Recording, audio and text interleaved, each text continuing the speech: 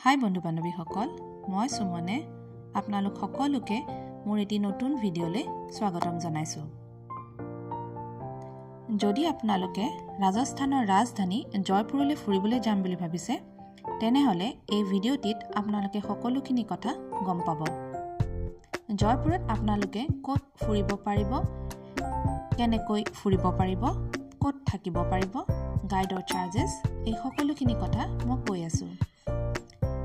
জয়পুৰত আপোনালোকে Hawa Mahal, Jal Mahal, city palace, Albert hall museum, Jaigarh fort, Nahargarh fort, Amber fort, Birla temple, Jantar Mantar, Patrika gate আৰু চকিধানী চাব পাৰিব। ভিডিঅ'টো শেষলৈকে চাই থাকিব। শেষত মই সকলোখিনি কথা জনাই আছো।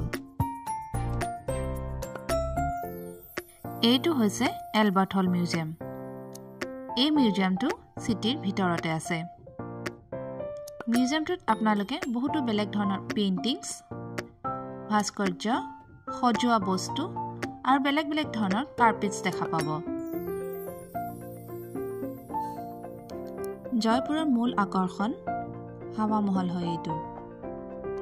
এই মহলটো মহাৰাজা সৱাই প্ৰতাপ সিঙে বনোৱাইছিল। 5 তলাৰ এই মহলটোত বহুতো সৰু সৰু খিৰিকী আছে।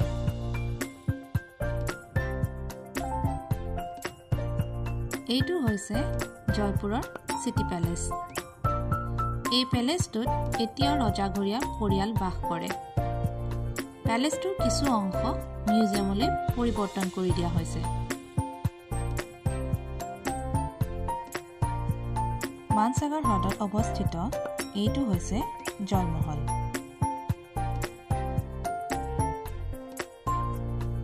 এইটো হৈছে জয়গড় ফোৰ্ট।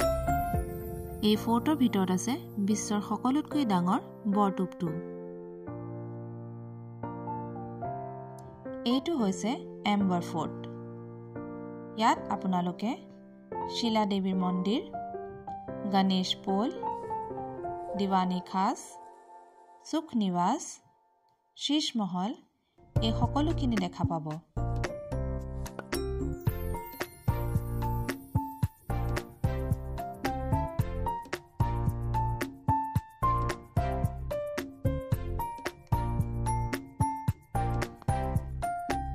এইটো হৈছে নাহাৰগড় ফোৰ্ট। এই ফোৰ্টটোত আপোনালোকে মহেন্দ্ৰ ভৱন, শীষ মহল আৰু ৱেক্স মিউজিয়াম দেখা পাব।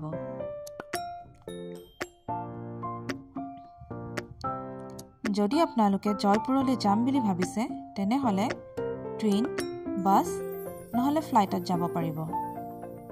থাকিবৰ বাবে হোটেলছ নহলে হোম ষ্টেজ ল'ব পাৰিব।